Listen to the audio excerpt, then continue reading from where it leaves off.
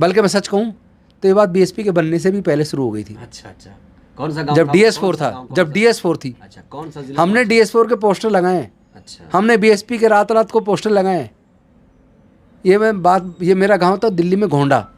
पूछ लेना बहन जी से, घोंडा में कई बार आई हैं। और वहाँ के कार्यकर्ता इतने कट्टर थे, आज भी हैं। कुछ हट चुके धीरे धीरे, कुछ आज भी बहुत कट्टर है। कभी कोशिश नहीं किया आपने? अब इतना खुद को उनको गुरु भी मानते हैं एक तरह से। पहुँचना आसान नहीं है किसी के लिए। पहुंचना आसान नहीं है। हाँ। ऐसा क्या हो गया? ऐसा कि सुरक्षा घेरा तब नहीं, वो देखो उतना सारा डिटेल में, यानी कुल मिला के आपने कोशिश की। छोड़िए, बहुत सारी चीज़ें हैं। आप बसपा में क्यों नहीं गए? नहीं, बसपा 2005-06 तक पूरी तरह विचारधारा पे थी, और 2009-10 आते आते विचारधारा से पटरी से उतरना शुरू हो गया। माननीय कांसीराम साहब ने बहुजन समाज बनाया, लेकिन बाद में वो सर्वजन की तरफ चले गए, वो बहुजन समाज खत्म हो गया। एक एक करके कांसीराम साहब के साथ जुड़े हुए नेता एक एक करके दरकिनार हो गए या कर दिए, मैं नहीं जानता, क्योंकि मैं उस तरह वहाँ एक्टिव राजनीति में नहीं था।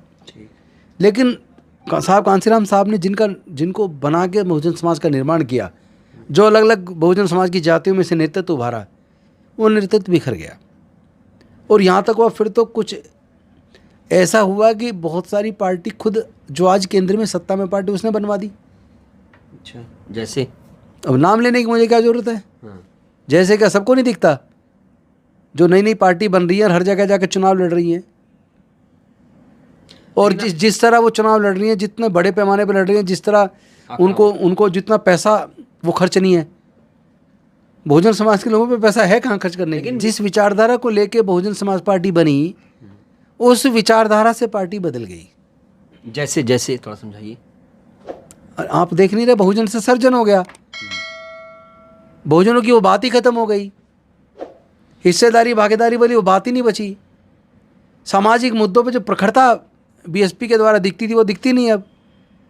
जो सबको साथ लेके पूरे बहुजन समाज को जोड़ने वाली बात थी, पूरे समाज को एक नेतृत्व देने वाली बात थी, वो नज़र नहीं आ रही है कहीं। अब तो बहन जी एक्टिव लग रही है ना आपकी नज़र में? अभी क्यों लग रही है? 10 साल पहले से क्यों नहीं थी? अच्छा, अगर होती तो कोई दूसरी पार्टी, मुझे लगता बहुजन समाज की बनती नहीं। ना निषाद समाज पार्टी बनती, ना अपना दल बनता, ना आज़ाद समाज पार्टी बनती। इन सभी पार्टियों में जितनी भी पार्टियाँ हैं, ये सारी पार्टी बहुजन समाज पार्टी से निकली हैं। वो सारे नेता बहुजन समाज से निकले हैं, बहुजन समाज पार्टी से प्यार करते थे। आज बहुजन समाज पार्टी देश की सबसे बड़ी पार्टी होनी चाहिए थी। कोई भी किसी दूसरी पार्टी में जा रहा खुशी से नहीं जाना चाहता, सब बहुजन समाज को तैयार करना चाहते थे। लेकिन जब वो उसको उस आधार से ही, उस पटरी से डिरेल कर दिया, विचारधारा से हटने के बाद बचता क्या है? नहीं, मेरी तो कोशिश थी बहुजन समाज की पार्टी में ही रहने की, लेकिन जब मुझे लगा वहाँ विचारधारा से पूरी तरह बीएसपी में बात हुई, बीएसपी में बात हुई। बीएसपी के मेरे सारे साथी हैं। अच्छा, कोई ऐसा दूर नहीं है। हाँ। कांसीराम साहब और बहन जी हमारे यहाँ जब आया करती थी, तो उनके सामने जैसे आप और हम बैठे हैं, हम ऐसे नीचे बैठते थे, कुर्सी बैठते थे, उनसे हमने मिशन को सिखाया। लेकिन वो मिशन आज नहीं है। बार बार ये आरोप क्यों लग रहा है कि मिशन अब डिरेल हो गया है?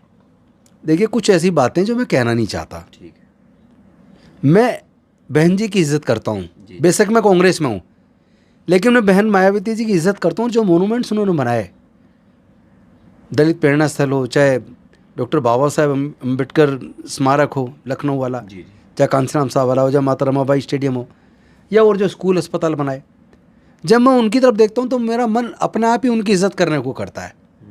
वो इज्जत अपनी जगह है।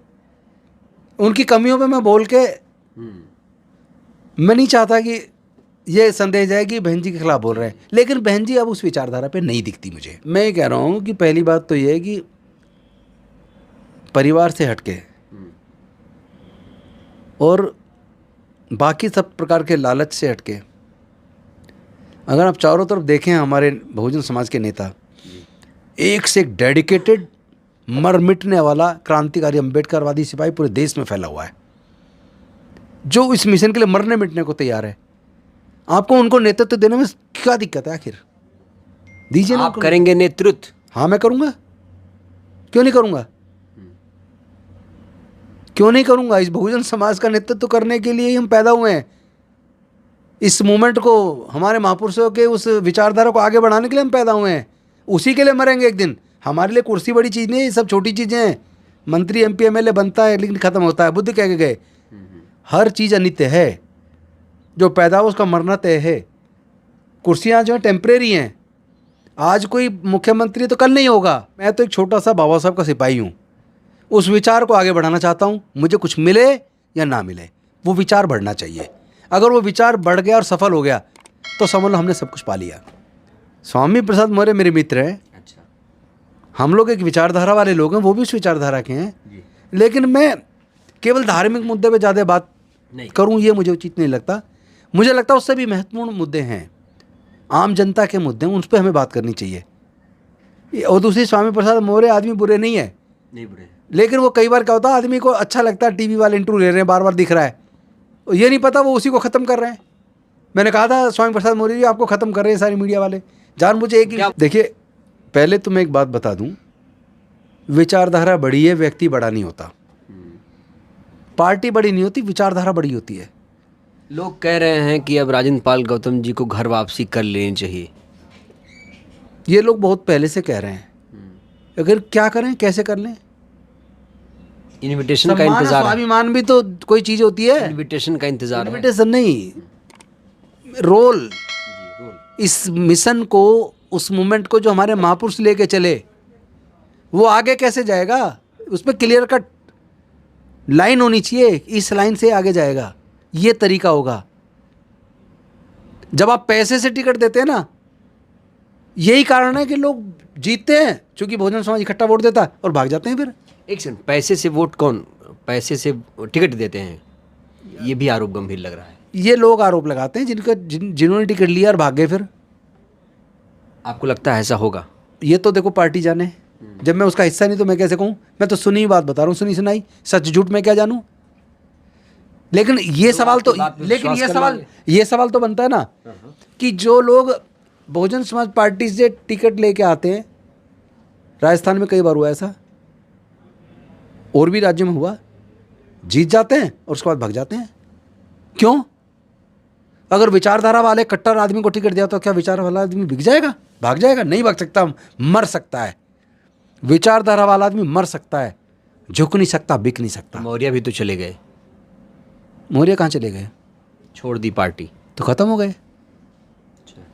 जो विचार से हट गया वो खत्म, चाहे राजेंद्र गौतम हो चाहे कोई और हो। और इधर आए तो विचार फिर से परिपक्व। जब तक आदमी विचारधारा पर खड़ा है, चाहे किसी भी पार्टी में, समाज के लोगों को उसका सम्मान करना चाहिए।